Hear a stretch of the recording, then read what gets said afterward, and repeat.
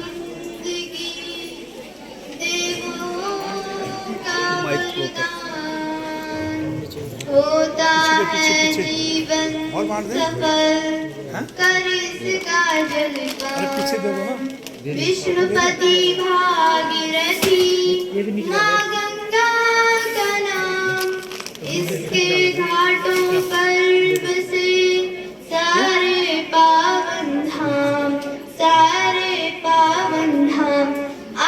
आप सभी लोगों को मेरा प्रणाम।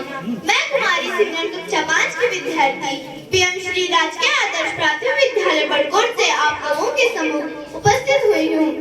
परम सम्मानित आज कार्यक्रम के मुख्य अतिथि महोदय, मेरे विद्वान शिक्षकगण एवं बाहर से आए हुए मान भाव अतिथिगण एवं मेरे सहपाठी भाई और बहनों, मुझे पीएम श्री योजना के अंतर्गत यूनिफॉर्म सिविल कोड सम्मान नागरिक संहिता के पक्ष पर अपने विचार व्यक्त करने का एक सुनहरा अवसर प्राप्त हुआ है।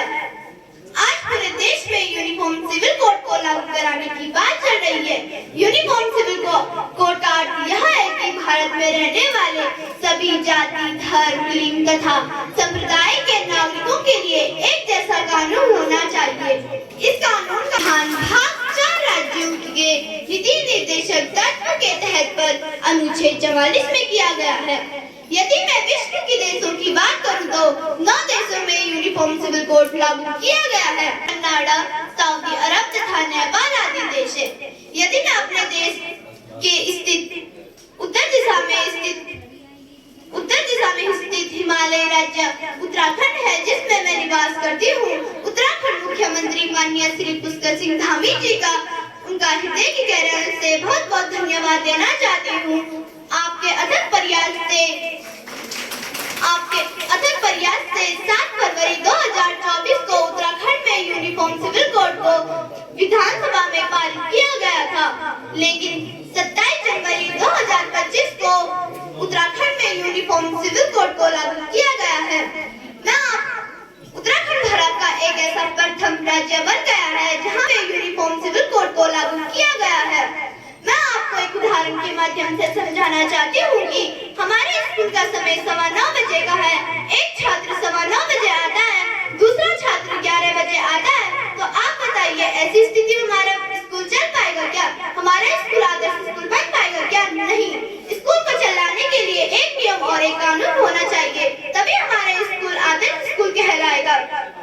यदि मैं अपने देश की बात करूं तो हमारा देश विश्व का सबसे बड़ा देश है। इस देश में अलग-अलग धर्म, जाति, लिंग तथा संप्रदाय के लोग रहते हैं। यदि देश में अलग-अलग नियम कानून होंगे तो देश चल पाएगा क्या? देश विकसित राष्ट्र बन पाएगा क्या? नहीं।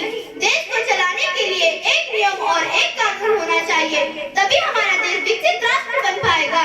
यदि देश में यह नियम लागू होता है तो देश की अर्थव्यवस्था में बदलाव आएगा और देश का चौमुखी विकास होगा। सभी नागरिकों के लिए समान अधिकार और अवसर दिए जाएंगे। महिलाओं के भेदभावपूर्ण प्रथाओं को समाप्त कर उन्हें समान अधिकार और न्याय मिल जाएगा। हमारा देश धर्मनिरपेक्ष राज्य है। इसमें सभी लोगों में राष्ट्रीय एकता, भावनात्मक एकता के भाव आपस में देखने को मिलेंगे। यूनिफॉर्म सिविल कोड को हमारे देश में लागू होना चाहिए। मैं यूनिफॉर्म सिविल कोड का पूर्ण